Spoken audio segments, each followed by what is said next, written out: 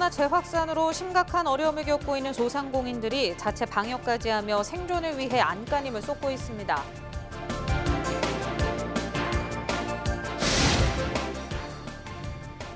코로나19 사태로 독감 무료 접종 기준이 완화되면서 무료 접종 대상자가 크게 늘었습니다.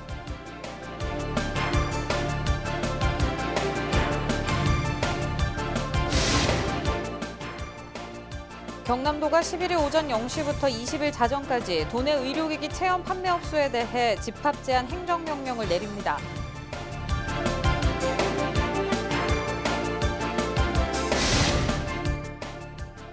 창원 시민 10명 중 8명이 BRT 도입을 찬성하는 것으로 나타났습니다.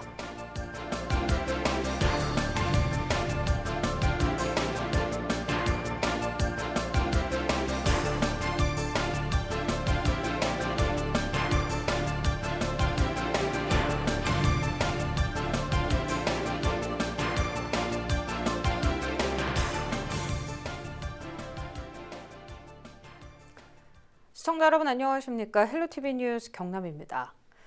코로나19 확산으로 사회적 거리 두기 2단계가 유지되는 요즘 소상공인들은 장사를 접어야 하나 생각할 정도로 어려움을 겪고 있습니다. 손님들을 안심시키기 위해 가게에 손소독제와 체온계를 두고 있어도 손님들은 여전히 혹시나 하는 불안으로 쉽게 가게를 찾지 않고 있는데요. 이 상황을 어떻게든 타개하기 위해 밀양의 소상공인들이 스스로 안전한 상점 만들기에 나섰습니다. 장보영 기자가 취재했습니다. 밀양에서 세탁소를 운영하고 있는 이에스더 씨는 요즘 고민이 많습니다. 계절이 바뀌면서 세탁 성수기가 시작됐지만 매출은 지난해 60%에 불과합니다. 혹시나 하는 걱정에 고객과의 접촉을 최소화하는 무인 세탁함을 운영하고 개인 위생 관리를 철저히 하는데도 이용객은 갈수록 줄어들고 있습니다. 이 세탁소를 운영을 해야 될까 말아야 될까를 고민할 정도로 이걸로 인해서는 생활하기는 어렵고요. 진짜 그 부업이나 이런 것들을 또 동행해야 되는. 코로나19 사태의 장기화로 생계에 어려움을 겪는 소상공인이 갈수록 늘어나는 상황. 밀양 소상공인들이 자구책 찾기에 나섰습니다. 지역의 가게들이 안전하다는 것을 알리는 자체 방역 캠페인을 벌인 겁니다. 방역 전문 업체와 MOU를 맺고 방역을 원하는 업소 70곳을 대상으로 첫 소독을 시작했습니다. 네, 저도 제가 업을 하고 있지만 다들 힘드니까 이렇게 방역을 하면서 안심하고 손님들이 찾아올 수 있도록 하는 게 소상공인들이 매출 격감을 좀 막을 수 있는 방법이 아닐까. 밀양 소상공인 연합회는 방역을 꾸준히 이어가기 위해 자체적으로 소독기계와 방역복도 구입했습니다. 앞으로 방역 캠페인을 계속하며 안전한 상점을 알리기 위해 힘쓸 계획입니다. 방역을 한 곳에 대해서는 조금이나마 안전하게 생각하는 것이 어떤 심리적인 부분이 있지 않겠느냐 생각을 해서 이런 우리 소상공인들의 마음을 지자체에서 알아준다면 조금이나마 우리들한테 그 힘을 덜어주시면 참 고맙겠다는 생각이 들고. 소상공인연합회가 지난달 31일 전국에 있는 소상공인 3천여 명을 대상으로 조사한 결과 절반 이상이 폐업을 고려하는 것으로 나타났습니다. 벼랑 끝으로 내몰린 지역 소상공인들. 생존을 위해 안간힘을 쏟고 있습니다. 헬로티비 뉴스 장보영입니다. 경남도가 11일 오전 0시부터 20일 자정까지 도내 의료기기 체험 판매업소에 대해 집합 제한 행정명령을 내립니다.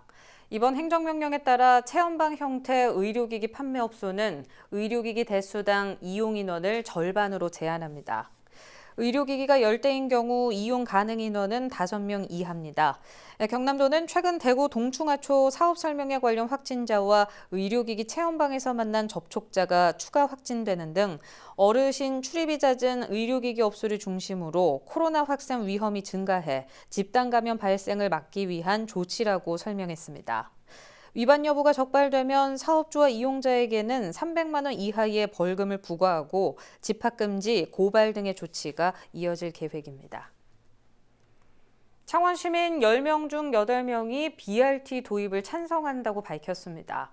창원시가 지난 8월부터 한 달 동안 간선 급행버스 체계인 BRT 도입에 대해 시민 의견을 조사한 결과 응답자 1,668명 중 87%가 BRT 도입을 긍정적으로 평가했습니다. 도입을 찬성한 사람 중 82%는 고급화된 BRT 시설을 원하는 것으로 나타났습니다. 창원광장 통행체계와 관련해선 시청 쪽 광장을 확장한 뒤 광장 남쪽 양방향으로 통행하는 안에 대해 응답자의 50%가 동의했습니다. 창원시는 이번 설문 내용과 안전 대책 등을 보완해 9월 중순쯤 BRT 구축 사업 개발 계획 수립을 경남도에 요청할 계획으로 2022년 하반기에는 공사에 착공할 수 있을 것이라고 보고 있습니다. 김해 장유 소각장 증설이 추진 중인 가운데 국민의힘 김해을 지역 당협위에서 이를 반대하는 진정서를 내놨습니다. 장기표 국민의힘 김해을 당협위원장은 장유 소각장 증설 계획이 관련 법률을 위반하고 있고 김해 시민의 건강과 재산 피해를 초래한다며 취소해야 한다고 밝혔습니다. 현재 장유 인구는 15만 7천여 명으로 인구 밀집 지역에 폐기물 소각장을 건설하는 것은 말이 안 된다며 입지선정위원회를 구성해 주민의 목소리를 제대로 들어야 한다는 의견을 내놨습니다. 장 위원장은 새로 추진되는 시설의 규모가 일일 150톤에서 300톤으로 늘어나고 부지 면적도 10,000평방미터 더 넓어진다며 증설이 아닌 신설로 봐야 하고 해당 법률 조항도 다르게 적용돼야 한다는 입장입니다. 김해시는 지난 4월부터 장유 소각장 증설 사업을 본격 추진 중인 가운데 지난 7월에는 주민투표로 소각장 이전과 증설을 결정하자는 의견이 나오기도 했습니다. 창원시가 일본 수출 규제 대응과 성과를 담은 백서 1년간의 기록을 발간했습니다. 일본 수출 규제 백서에는 수출 규제 초기 비상대응본부 대응 과정과 연구기관과 대학교 등에서 근무하는 박사급 인력 1,000여 명으로 구성된 기업 지원단의 활약상 등이 담겼습니다. 창원시는 발간된 백서를 재료연구소와 경남 창원 스마트 산단 사업단에 전달하며 소재 부품 등 관련 사업의 기술 자립성을 강조했습니다.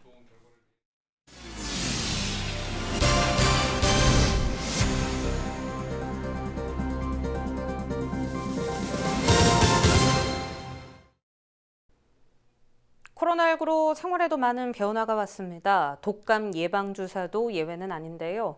올해는 코로나19 사태와 맞물려 접종 대상자도 크게 늘렸습니다. 예방을 위한 것인 만큼 해당 여부 꼭 확인하시고 접종 받으시기 바랍니다. 권정숙 기자입니다. 올해도 독감 무료 접종이 시작됐습니다. 생후 6개월 된 영유아를 시작으로 만 62세 이상 어르신까지 순차적으로 이뤄지는데 올해는 달라진 점이 있습니다. 코로나19로 무료 접종 대상과 규모가 확대된 것입니다. 지난해 13살까지이던 대상은 출생일이 올해 8월 31일인 만 18살 중고등학생이 새로 포함됐고 어르신들의 기준 연령은 기존 만 65세에서 만 62세 이상으로 낮아졌습니다.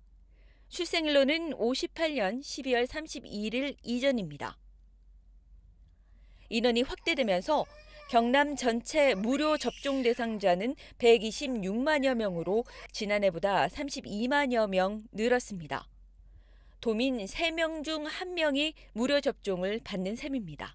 코로나19와 인플루엔자와의 혼동을 방지하기 위해서 올해 인플루엔자 국가 예방접종 대상자를 확대하였습니다. 지난 9월 8일부터 접종을 시작하였으며 대상별로 접종일이 다르니까 반드시 접종일을 사전에 확인하셔서 가까운 의료기관이나 보건소를 방문하여 주시기 바랍니다. 두 감염병이 동시에 유행하는 트윈데믹. 우리나라에서도 코로나19와 인플루엔자 중복 감염 사례가 있는 만큼 예방이 중요해졌습니다. 코로나 바이러스가 같이 유행을 하고 있는 시기라서 독감 접종을 가능하면 하시는 게 좋고 어린 성아들이나 학동기 학생들 그리고 지병을 가지고 계시는 고위험군 환자들은 접종을 꼭 하셔야 되고요. 대상자는 보건소나 위탁 의료기관 등 도내 1,550여 개의 의료기관에서 무료 접종을 받을 수 있습니다. 대상 여부와 일정, 지정 의료기관 확인은 도나 지자체 홈페이지, 보건소에 연락하거나 예방접종 도우미 어플을 사용하면 사전 예약까지 할 수 있습니다. 헬로티비 뉴스 권정숙입니다. 올 추석 연휴에는 도내 민자도로 통행료를 내야 합니다. 경남도는 지난 2017년부터 정부의 명절 고속도로 무료 통행 정책에 맞춰 도내 거가대교와 마창대교, 창원 부산 연결 도로 등 총 3곳의 민자도로 통행료를 무료 운영했지만 올해는 통행료를 받기로 했습니다. 이번 결정은 코로나 확산세가 급격히 늘어난 만큼 이번 추석 대이동으로 인한 도내 코로나 재확산 가능성이 높다고 판단해 지역 간 이동을 최소화하기 위한 조치입니다. 추석이 20여일 앞으로 다가온 가운데 경남 농협에서 식품 원산지와 매장 위생관리 점검을 실시합니다. 경남 농협은 식품안전관리 특별상황실을 운영하면서 하나로마트를 비롯한 축산물 판매장과 가공공장 안전관리와 원산지 지도 특별 점검을 이어갈 예정입니다.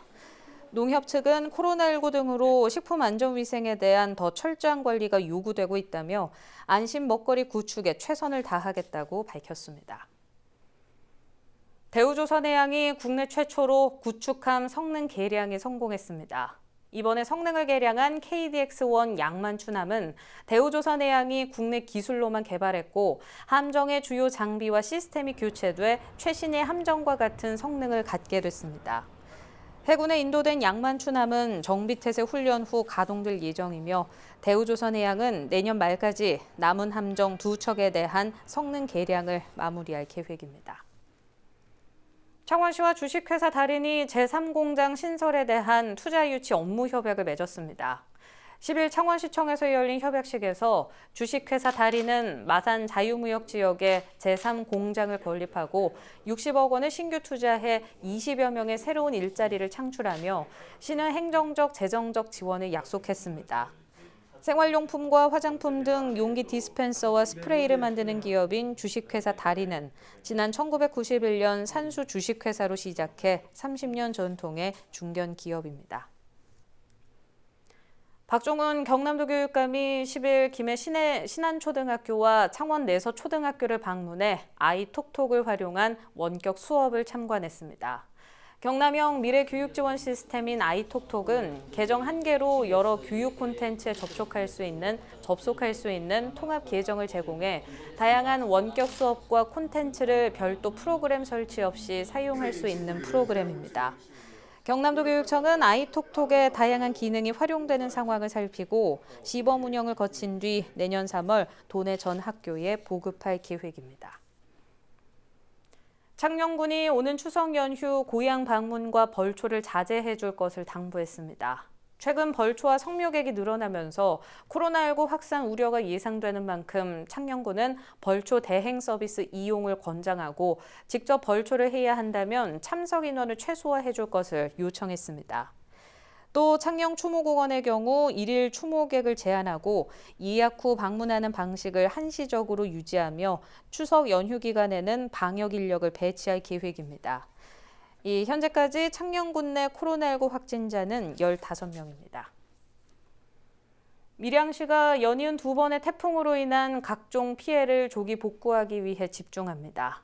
밀양에만 2,381가구 911.5헥타르가 침수와 도복, 낙과 피해를 입었고 공공시설의 경우 지방도 1,077호선 사면 토사가 유실되는 등 피해가 컸던 만큼 오는 11일까지 응급복구를 마무리하고 향후 시설물별 자체 복구 계획을 세울 예정입니다.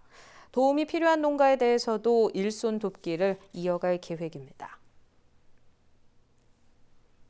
고성군이 가을 개학을 맞아 식중독을 막기 위한 위생 점검을 실시합니다.